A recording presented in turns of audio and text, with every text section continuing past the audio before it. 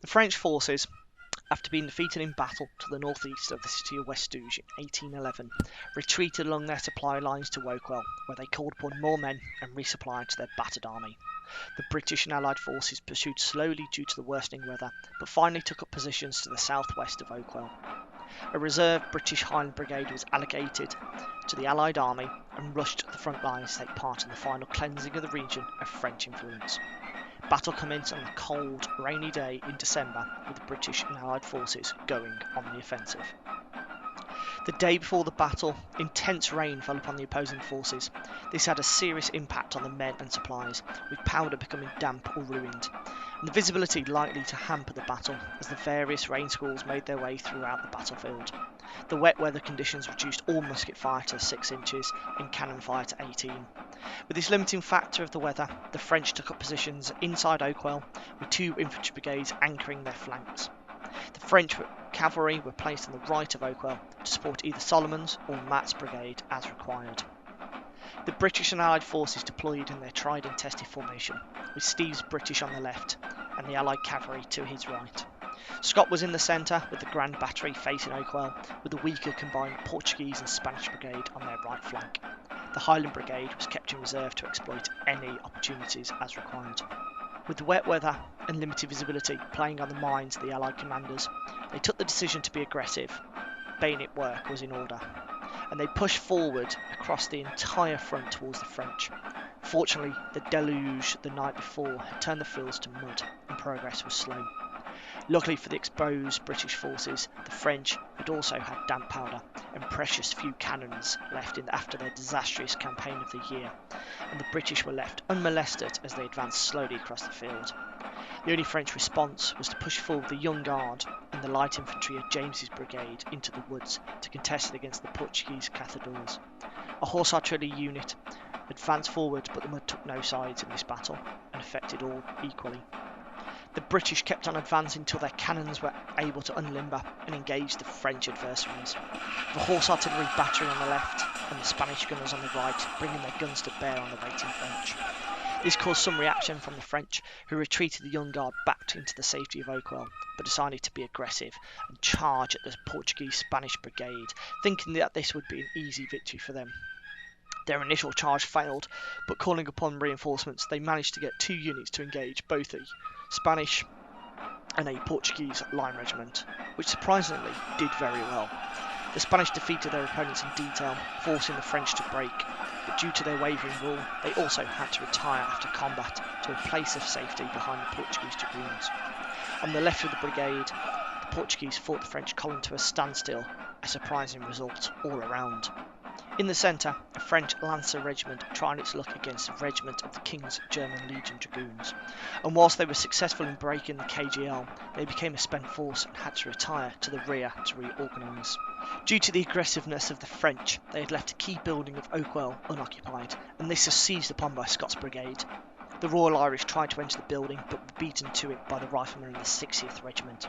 The Irish had to settle for supporting their Portuguese comrades in the fight against the French infantry after they had opened fire on a French artillery battery and cut down all of the gunners trying to bring their pieces into action.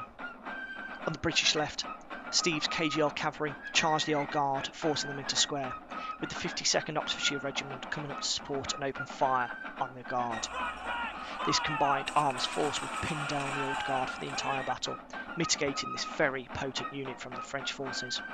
Further to the left, the rifles of the 95th opened fire on their opponents of the Italian Royal Elite Infantry, causing disorder within the Italian ranks, whilst their red-coated colleagues of the Monmouthshire Regiment charged the French skirmishers and defeated them in close combat, forcing them back. On the British right, the Portuguese dragoons charged the French infantry to their front, forcing them into square, where they were pounded by Spanish artillery and musket fire from the Caçadores in the woods. In the centre, the French were rightly angry at the loss of a key strong point in their defences of Oakwell, and they threw in an attack column against the building, as well as the Young Guard, hoping that weight of numbers would be able to overcome the riflemen occupying it. However, it was not to be. The riflemen held on successfully, and even throwing the French column back in disarray. With the French line in disarray across their whole front, they could do little to try and stop the Allied attack. French light infantry in the woods charged over the peasant track into the Cathedors, but the fighting was inconclusive. The Allies brought on their reserves, the Highland Brigade. It arrived and made for the British centre and right flanks, aiming to support either the assault on Oakwell or to cover the Portuguese retreat if that became necessary. As it was, the Portuguese line defeated the French opponents, and the square was blasted away by cannon fire. The battle in the woods was won by the Portuguese, which forced James's brigade to become broken, and the whole French left flank fell apart. The one unit of cavalry stayed around long enough to be shot from their saddles by the bloodthirsty Portuguese before also retiring from the field. The centre fared little better for the French, with a French column assaulting the riflemen but broke against the walls of the house and fled back off the table. The Young Guard also retired but managed to stay in the fight. The Allied left continued its close quarter fight, with the Monmouthshire regiment blasting away the remnants of the French voltigeurs before swinging to the right and enfilading Solomon's infantry. A unit of French chasseurs forced the Oxfordshires into square, but by doing so exposed themselves to the Allied cavalry regiments waiting patiently in the centre. The Royal Scots Dragoons charged and countercharged by the French, but the larger horses and the ferocious charge of the British enabled them to win the fight, forcing the French to retire, of which the British eagerly followed up and resumed combat deep into the French centre. This fight was also successful for the British, pushing the exhausted French back before finally breaking them after 3 rounds of combat.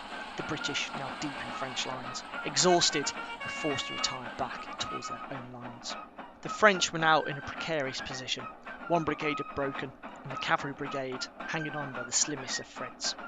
The whole French position was now in danger. The Royal Irish attacked a French column in the streets of Oakwell, but were utterly defeated and fled from the field.